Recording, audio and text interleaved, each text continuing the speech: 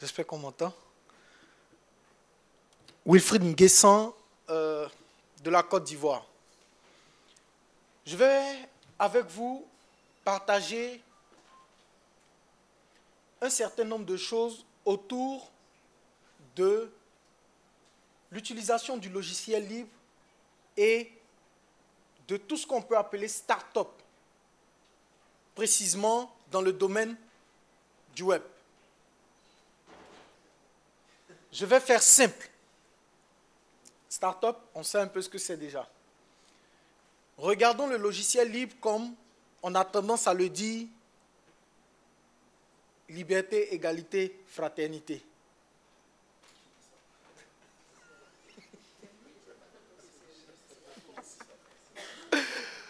Le logiciel libre est essentiellement basé sur 4 libertés.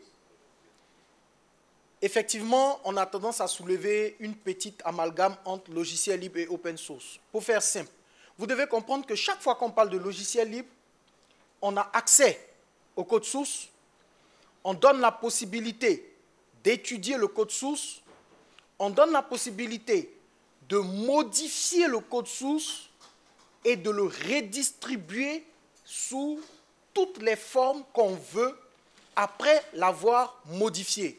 Donc, obligation de donner accès au code source, obligation de permettre à tout utilisateur de le modifier à son aise et ensuite de le redistribuer sous toutes ses formes comme il veut, où il veut, partout où il veut. C'est comme si tout de suite... c'est quoi la nourriture qu'on a mangée hier? C'était quoi?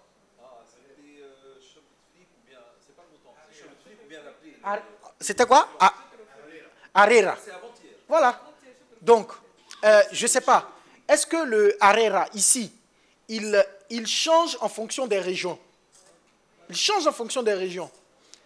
Mais imaginez-vous qu'on vous dise, écoutez, vous n'avez pas le droit, imaginez-vous qu'on vous dise, vous n'avez pas le droit de mettre un peu de piment dans le Arera. Dans d'autres régions, on met du piment, n'est-ce pas? On met du piquant, la sauce piquante.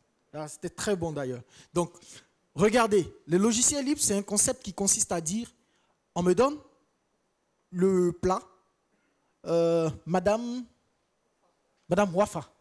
Donc, Madame Wafa me montre comment on le cuisine. Je repars chez moi en Côte d'Ivoire, je l'utilise, je le cuisine à l'ivoirienne et je rajoute d'autres choses. Est-ce que vous voyez? Chez moi, il y a un truc qu'on appelle le gombo. Vous voyez? Je rajoute le gombo dans le harira. Et là, en fait, qu'est-ce que ça fait? Ça fait un harira algérien, mais à l'ivoirienne. Super. Voilà. Et donc, grâce au 2.0 surtout. Et donc, c'est ça, en fait, le logiciel libre. Et l'Algérie me donne le droit de manger comme je veux. L'open source, lui, il va vous dire, moi, je finis, je vous dis comment j'ai fait le harira, je vous montre, mais je ne vous donne pas le droit de pouvoir le distribuer ou le partager sous toutes les formes. Bien sûr, en établissant certaines clauses, vous devez peut-être me contacter et puis derrière, je personnalise un peu les licences. Donc, voilà un peu la différence entre les deux concepts. Un, obligatoire, il est obligatoire que ces 4 libertés soient respectées et avec l'autre, ça passe un peu. C'est bon? On me suit? D'accord. Et j'ai une autre question à vous demander, à poser à l'auditoire. On ne va pas faire de publicité, hein. On ne fait pas de publicité. Mais qui connaît une start-up dans son pays ou dans sa région ou dans sa zone qui fait des sites internet, des choses comme ça? On va faire des statistiques simples, rapides. Une start-up qui connaît, qui l'aime, il la voit travailler. OK. Donc, une personne ici. Ensuite, une deuxième personne. 2. Une start-up qui travaille dans le web. Oui, qui fait des sites web, des choses. La majorité des start-up tunisiennes. Donc, ça nous fait 1, 2, 3, 4. On a plusieurs expériences. OK. Quel est le nom de la start-up? Une start-up algérienne? C'est ça? C'est la mienne. La tienne, pardon. Super. Oui, une start-up? C'est ta start-up. Super. Une start-up? Là-bas, il n'y en a pas? OK. Donc, J'ai 3 startups. La startup algérienne, vous faites des sites internet, c'est ça. Quel est, par exemple, un des projets que vous avez développé, par exemple? Oui, un de vos projets.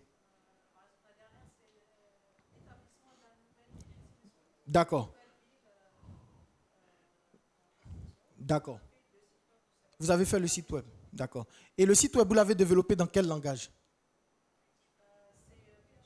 Ok, c'est bon, ça me va. Elle a dit PHP. C'est un terme un peu technique, mais on va voir. Oui, vous, votre startup.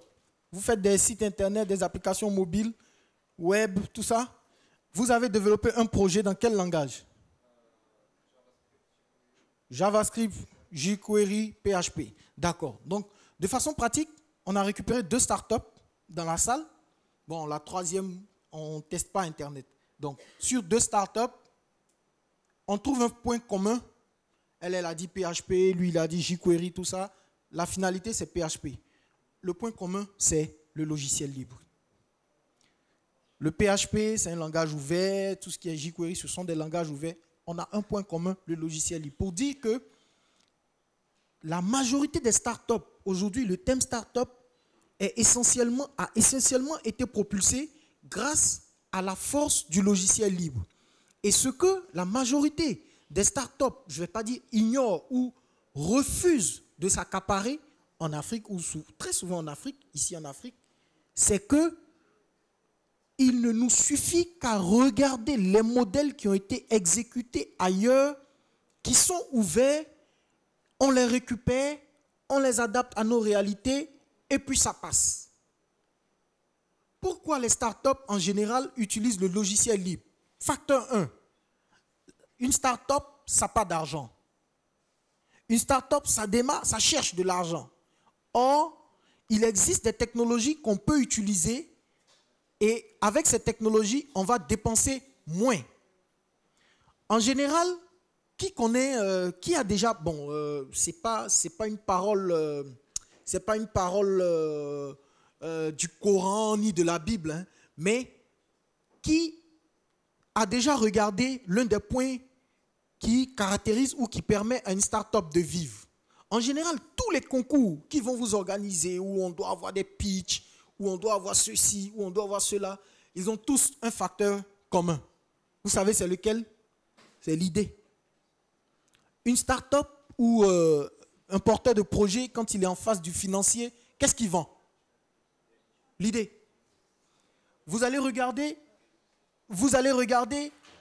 toutes les grosses entreprises aujourd'hui, qu'est-ce qu'elles font? Elles reposent essentiellement leur business sur quoi? Le service. Le service, parce que tout le monde veut gagner en moins dépensant. On veut gagner en moins en éjectant. On veut faire tous des bénéfices. Et pour eux et pour tout le monde, le meilleur moyen de faire des bénéfices, c'est de fonctionner avec le service qui, en général, a une base, c'est l'idée. Et c'est simple. Avoir l'idée, c'est regarder ailleurs ce qui a été fait, essayer d'adapter aux réalités locales. Mais regardez, quand vous allez chercher dans ce qui a été fait ailleurs et que vous n'aurez pas la possibilité de récupérer pour adapter à vos réalités locales, à partir de ce moment, qu'est-ce qu'on vous fait? On vous laisse entendre, vous n'avez pas le droit de piquer ou d'étudier une idée ou de pouvoir la modéliser pour pouvoir l'utiliser pour votre start-up. Retenons une chose, le fait que le logiciel libre soit accessible, réutilisable par monsieur tout le monde, vous avez la possibilité d'enrichir vos idées en regardant des idées ou des modèles qui ont été exécutés ailleurs et vous les adaptez à votre contexte local et du coup, vous pouvez propulser votre start-up ou votre entreprise. Le cœur de la start-up, c'est l'idée. C'est l'idée. Et aujourd'hui, toutes les grosses entreprises qu'elles soient, toutes les start-up que nous avons sont tous focus ou tournés vers le service. On se dit, quels que soient les équipements, je ne dis pas que le hard, c'est pas... Même le hard, quand on parle de hard, derrière, il y a du service. Vous êtes d'accord avec moi? je peux être en train de commercialiser ce bol. Et tout de suite, quand je serai devant vous, je vais commencer à vous dire, hey, vous achetez ça obligatoirement. Là, je me comporte mal dans le service. Mais quand je vais utiliser les deux dames que nous avons, qui vont venir gentiment pour vous dire, ah, vous pouvez acheter ce bol, s'il vous plaît, elles auront utilisé une stratégie et elles se seront basées sur un meilleur service que le mien. Start-up, idée. Regardons, logiciel libre, puisons dans logiciel libre, modélisons, adaptons à nos réalités locales et offrons un service qui va nous emmener à dépenser moins et faire des bénéfices. Merci. Merci Wilfried.